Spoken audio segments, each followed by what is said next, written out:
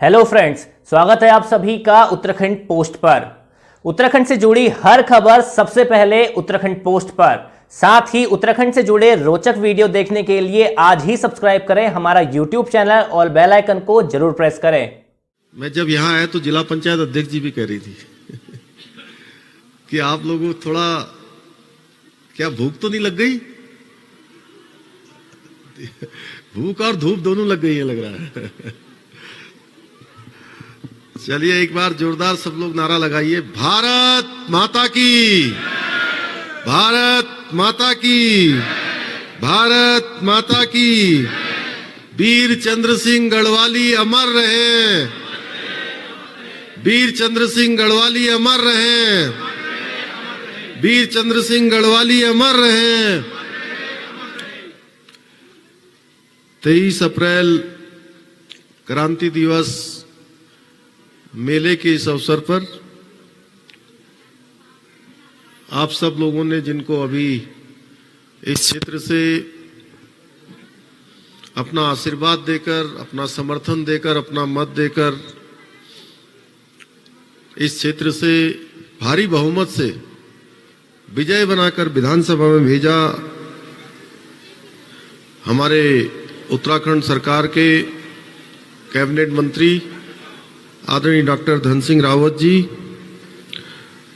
और हमारे पौड़ी क्षेत्र के लोकप्रिय विधायक अभी नवनिर्वाचित, जिन्होंने एक भारी अंतराल की जीत वहां पर हासिल की है, भाई राजकुमार पोरी जी, हमारी जिला पंचायत के अध्यक्ष आदरणीय शांति देवी जी, अध्यक्ष यूसीएफ भाई मातवर सिंह रावत जी, डीसीबी के चेयरमैन भाई नरेंद्र सिंह रावत जी, श्री मंजू देवी रावत जी प्रमुख थैलीसैंण, राजेंद्र प्रसाद टमटा जी अनुसूचित जनजाति आयोग, नीरज पांथरी जी प्रमुख एकेश्वर, भाई पूर्ण रजवार जी मंडल अध्यक्ष भारतीय जनता पार्टी स्यालदे, हमारे मंच पर विराजमान सभी हमारे वरिष्ठ नेतागण, हमारे जिलाधिकारी, एसएसपी, सीडीओ सुरेंद्र सिंह नेगी जी मंडल अध्यक्ष भाजपा थैलीसैंण, अमर सिंह नेगी जी जिला पंचायत सदस्य, विशंबर खंखरियाल जी प्रदेश उपाध्यक्ष चिन्हित राज्य आंदोलनकारी संघ, मनवर बिष्ट जी, अमर सिंह जी, हमारे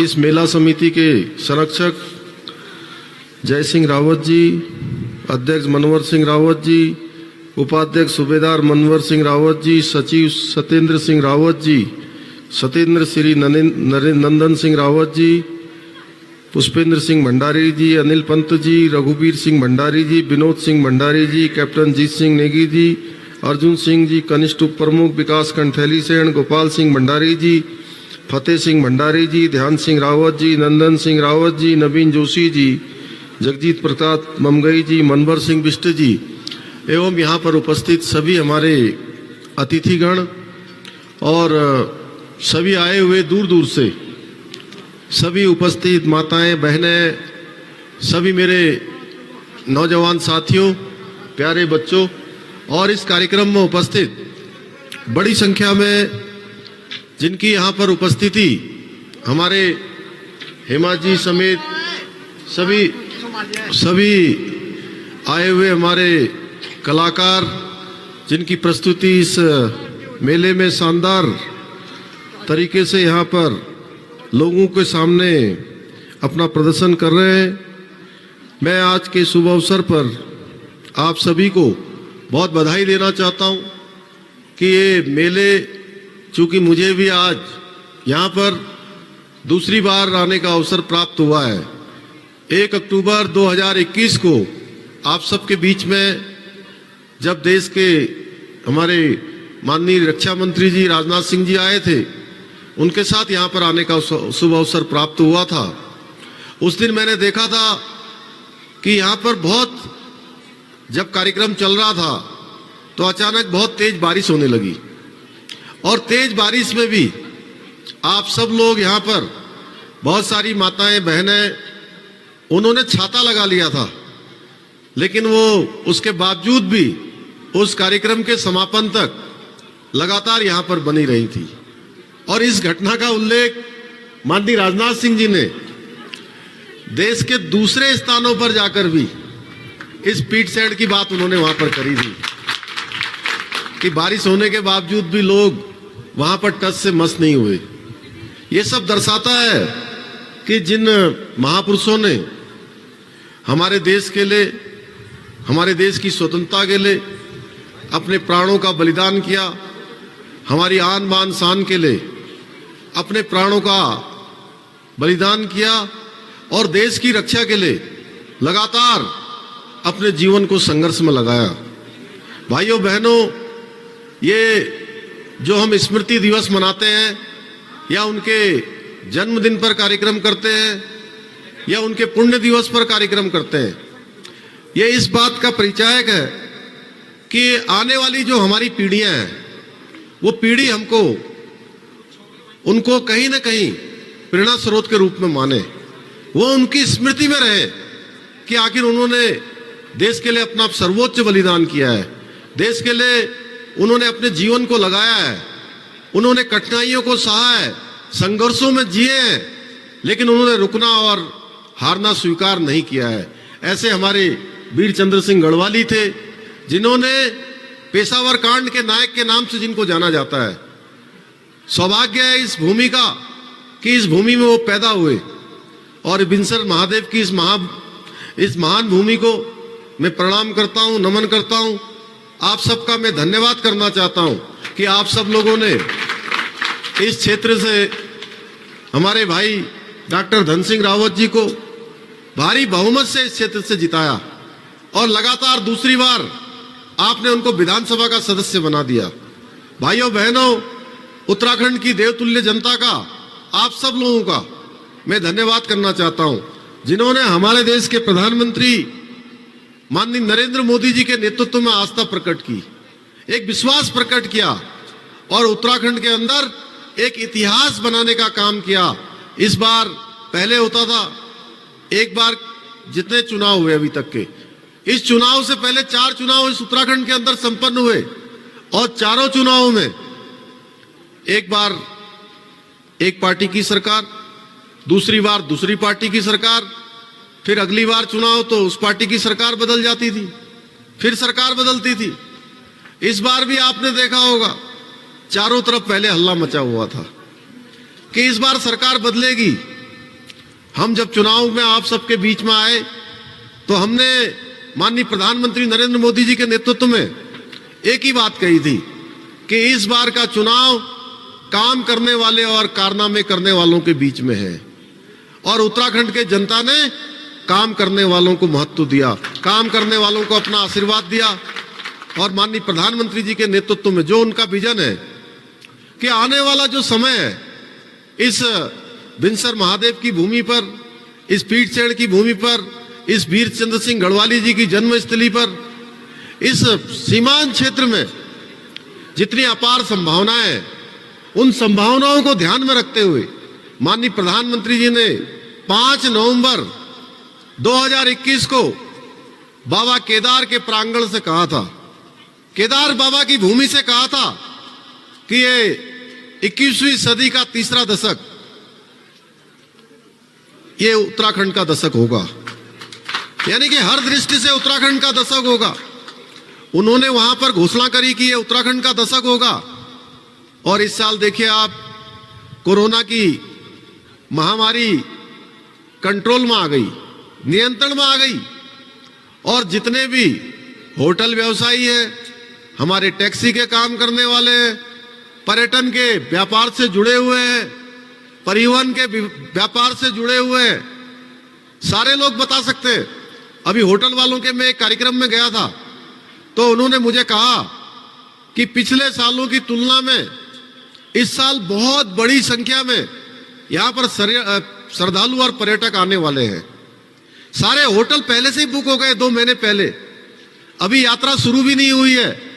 भाइयों बहनों, प्रधानमंत्री जी का एक कथन सच होने जा रहा है और धरातल पर उतरने जा रहा है। आने वाला ये दशक उत्तराखंड का दशक होने वाला है।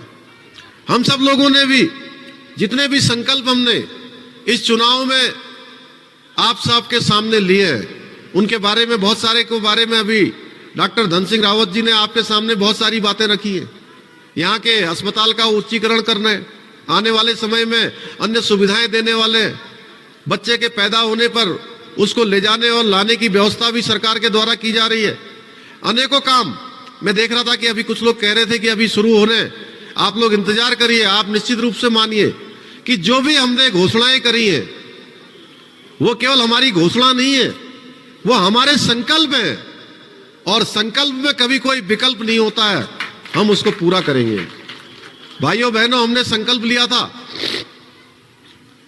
12 फरवरी 2022 को, चुनाव से ठीक 2 दिन पहले मैंने उत्तराखंड की जयतुल्य जनता के सामने यह कहा था कि हम उत्तराखंड के अंदर नई सरकार के गठन होते ही, नई सरकार के शपथ ग्रहण होते ही हम उत्तराखंड के अंदर समान नागरिक संहिता का कानून लाएंगे, जिसके लिए पूरे देश के अंदर लगातार मांग उठती रही है। हमने कहा था उसमें कि उत्तराखंड हमारा देवभूमि है, उत्तराखंड हमारा सैनिक बाहुल्य प्रदेश है। प्रत्येक परिवार से यहां सेना के अंदर कोई ना कोई काम करता है। किसी का बेटा काम करता है, किसी की बेटी काम करती है, किसी का भतीजा काम करता है, किसी के चाचा काम करते हैं, किसी के ताऊ काम करते हैं, किसी के मामा काम करते हैं, किसी के भांजे काम करते हैं। अगर हम पूरे पहाड़ का, पूरे हमारे उत्तराखंड का अगर हिसाब जोड़ेंगे तो शायद कोई ऐसा परिवार होगा जिसके परिवार का सेना या अर्धसेना बलों के अर्धसेना से संबंध नहीं होगा। हर परिवार से कोई न कोई जुड़ा हुआ है। हमारा एक धर्म और संस्कृति का एक केंद्र है, अध्यात्म का केंद्र है। हमारे यहाँ की प्राकृतिक संपदाएं हैं। यहाँ पर कितना, अभी धन सिंह जी बता रहे थे, आलू की फसल यहाँ पर होती है बहुत ज्यादा, यहाँ सेब की फसल होती है। एक अलग प्रकार का हमारा यहाँ का भौगोलिक सौंदर्य है, प्राकृतिक सौंदर्य है। 2 अंतर्राष्ट्रीय सीमाओं से हमारा प्रदेश लगा हुआ है। 2 अंतर्राष्ट्रीय सीमाएं हमारे प्रदेश से लगी हुई हैं। तो हमारे प्रदेश के अंदर सबके लिए एक समान कानून होना चाहिए। ये नहीं कि कोई किसी धर्म का है तो वो अलग कानून बनाएगा, वो अलग कानून को मानेगा, कोई अलग संप्रदाय का है, कोई अलग पंथ का है। चाहे कोई किसी धर्म, संप्रदाय, पंथ, किसी भी विशेष समुदाय का होगा, तो उत्तराखंड के अंदर अब सबके लिए एक कानून होगा। हमारी नई सरकार के गठन होते ही हमने इसकी व्यवस्था कर दी है। पहले हमारी मंत्रिमंडल की जो पहली बैठक हुई है, उस बैठक में हमने निर्णय ले लिया है, उसके लिए हम कमेटी बनाने जा रहे हैं, एक उच्च स्तरीय कमेटी भाइयों बहनों, जिसकी मांग देश के अंदर लंबे समय से उठती रही है। जैसे देश के अंदर धारा 370 समाप्त होने की मांग लंबे समय से उठती रही थी, लेकिन बहुत सरकारें आई बीच में, किसी सरकार में इतनी हिम्मत नहीं हुई कि जिस कश्मीर के अंदर 40,000 से भी ज्यादा लोगों की शहादत हो गई, उस कश्मीर को बचाने के लिए, लेकिन धारा 370 वहां पर समाप्त नहीं हो पाई। इस काम को भी अगर किसी ने किया है, धारा 370 कश्मीर के अंदर समाप्त करने का काम हमारे देश के यशस्वी प्रधानमंत्री नरेंद्र मोदी जी के नेतृत्व में हुआ है। उस देश, उस प्रदेश, उसमें भी कश्मीर भी अब पूरी तरह से जो धारा 370 के कारण से कानूनी अड़चनें थी, वैधानिक परेशानियां थी, वो सारी की सारी दूर हो गई है। भाइयों बहनों, इसी प्रकार से कानून जब लागू हो जाएगा तो उत्तराखंड के अंदर सबके लिए एक समान कानून लागू हो जाएगा। और हमने ये भी अपेक्षा करी है कि हम उत्तराखंड के अंदर इस प्रकार का कानून लागू कर रहे हैं, ये कानून पूरे देश के अंदर लागू होना चाहिए। पूरे देश के अन्य राज्य भी इस कानून को लागू करें, जिस कानून की मांग लंबे समय से होती रही है। इसके साथ साथ अभी धन सिंह जी कह रहे थे, भाइयों बहनों, हमारे यहाँ तीर्थ स्थल है, देवभूमि है पूरी उत्तराखंड। इस उत्तराखंड के अंदर देश के विभिन्न विभिन्न कोनों से लोग आ जाते हैं, उनकी कोई पहचान भी नहीं होती है। कोई आकर कहीं पर बस जाते हैं, कभी कोई बड़ी वारदात करते हैं, कोई आपराधिक घटना करते हैं, कोई ऐसी घटना करते हैं जिससे समाज में अशांति फैल जाती है, कानून व्यवस्था भंग हो जाती है। हमने तय किया है कि उत्तराखंड के अंदर अब जो भी आएगा, हम उसके लिए एक वेरिफिकेशन ड्राइव चलाएंगे, जांच सघन अभियान चलाएंगे। हमारे प्रदेश के अंदर सघन अभियान चलेगा। ये उत्तराखंड किसी के लिए ऐसा और आरामगाह नहीं है कि कोई भी आकर यहाँ रहने लगे, कोई भी यहाँ आकर काम करने लगे, कोई भी यहाँ पर आपराधिक गतिविधियां करने लगे। ऐसे तमाम काम हम करने वाले हैं। भाइयों बहनों, हमारे लिए हमारी धर्म और संस्कृति की रक्षा पहले नंबर पर है। इसको लेकर हम अनेकों काम कर रहे हैं। आज आप देख रहे होंगे मोदी जी के नेतृत्व में जिस अयोध्या के बारे में आप लोग सुनते रहे होंगे, बहुत सारे लोगों ने इसमें भाग भी लिया होगा। लोग कहते थे कि रामलला हम आएंगे, मंदिर वहीं बनाएंगे, और लंबा कालखंड बीत गया। मैं 1999 में अयोध्या गया था और मैंने देखा वहां अयोध्या में जहां भगवान राम पैदा हुए, भगवान राम टेंट के अंदर थे। ऊपर टेंट लगा हुआ था और नीचे भगवान राम थे। भाइयों बहनों, बड़ा मन व्यथित हुआ, बड़ा कष्ट हुआ। उसके बाद मुझे अभी 2021 में 16 और 17 तारीख को अयोध्या जाने का सौभाग्य प्राप्त हुआ और मैंने वहां जाकर देखा। क्या मैं अभिभूत हूं उसको देखकर। क्या दिव्य और भव्य भगवान राम का वहां परिसर बनाया जा रहा है। वो केवल हिंदुस्तान का ही नहीं बल्कि पूरी दुनिया का धर्म और अध्यात्म का केंद्र बनने जा रहा है भाइयों बहनों। और ये सब संभव हुआ, तब संभव हुआ जब देश के अंदर प्रधानमंत्री के रूप में नरेंद्र मोदी जी काम करने लगे। ऐसे अनेकों कार्य मोदी जी के आज नेतृत्व में संपन्न हो रहे हैं। आप देख रहे होंगे केदार बाबा में 2013 में जिस प्रकार की घटना वहां पर, जिस प्रकार से आपदा आई थी, सारा परिसर पूरी तरह से क्षतिग्रस्त हो गया था। उसके आसपास आदि गुरु शंकराचार्य जी की समाधि थी, वो भी पूरी तरह से क्षतिग्रस्त हो गई थी। आज मोदी जी के नेतृत्व में 400 करोड़ रुपए से भी ज्यादा का काम वहां पर संपन्न हो गया है। 3 चरण का काम पूरा हो गया है, 4थे चरण का काम वहां पर प्रारंभ हो गया है। आपके बगल में यहां भगवान बद्रीनाथ जी का प्रांगण भी 250 करोड़ रुपए का वहां पर टेंडर पूरा हो चुका है, वहां पर भी काम शुरू हो गया है। ऐसे अनेकों कार्य सड़कों के क्षेत्र में आज, चाहे वो हमारी ऑल वेदर रोडें हो, चाहे भारतमाला श्रृंखला की रोडें हो, चाहे आज हमारे ऐसे स्थान हैं जिनको लिफ्ट से जोड़ा जाना है, उन सभी पर काम हो रहा है। जैसे भारतमाला श्रृंखला में रोडें जोड़ी जा रही है, वैसे ही लिफ्ट के माध्यम से पर्वतमाला श्रृंखला में 1 लाख करोड़ रुपए का बजट इस बार माननीय प्रधानमंत्री जी ने नए बजट में उसकी व्यवस्था करी है। भाइयों बहनों, हमारे पर्वतीय क्षेत्र में ऐसी तमाम योजनाएं चलाई जा रही हैं। ऋषिकेश में एम्स खुल रहा है, श्रीनगर में है हमारा मेडिकल कॉलेज काम कर रहा है, आपके क्षेत्र में स्वास्थ्य की सेवाओं में हम लोग काम कर रहे हैं, हेली सेवाएं बढ़े उसके लिए काम कर रहे हैं। अभी कोरोना महामारी के दौरान आपने देखा होगा, आज बहुत सारे लोग आते हैं हमारे बीच में, वो तमाम प्रकार से बातें करते हैं। अरे भाई, देश एक तरफ चीन के मोर्चे पर लड़ रहा है, एक तरफ पाकिस्तान के मोर्चे पर लड़ रहा है, लेकिन उसके बावजूद भी प्रत्येक व्यक्ति को हिंदुस्तान के अंदर फ्री में वैक्सीन लगाने का काम भारत की सरकार ने माननीय नरेंद्र मोदी जी के नेतृत्व में किया है। भाइयों बहनों, इससे बड़ी बात है, देश के अंदर 80 करोड़ लोगों को किसी को भूखा न सोना पड़े, किसी को भूखा न रहना पड़े, उसके लिए गरीब कल्याण अन्न योजना चलाई है। हमारे उत्तराखंड के अंदर भी 60 लाख लोगों को सीधे सीधे अन्न देने का काम इस योजना के माध्यम से किया गया है। अनेकों योजनाएं भाइयों बहनों हमने चलाई है। हमने जो वृद्धावस्था की पेंशन थी, वृद्धावस्था की पेंशन परिवार में केवल एक व्यक्ति को मिलती थी, 2 बुजुर्ग होते थे तो 2 बुजुर्गों में से एक को मिलती थी, एक को नहीं मिलती थी, और कई बार झगड़ा भी हो जाता था घर में कि एक को मिल रही है, एक को नहीं मिल रही है। हमने तय किया, हमारी सरकार ने तय किया कि हम अगर 2 बुजुर्ग दंपत्ति हैं तो दोनों दंपतियों को हम पेंशन देने का काम करेंगे। भाइयों बहनों, हमने उसका शासनादेश जारी कर दिया है। हमारे सफाई कर्मचारी हैं, उनके लिए हमने शासनादेश जारी कर दिया है।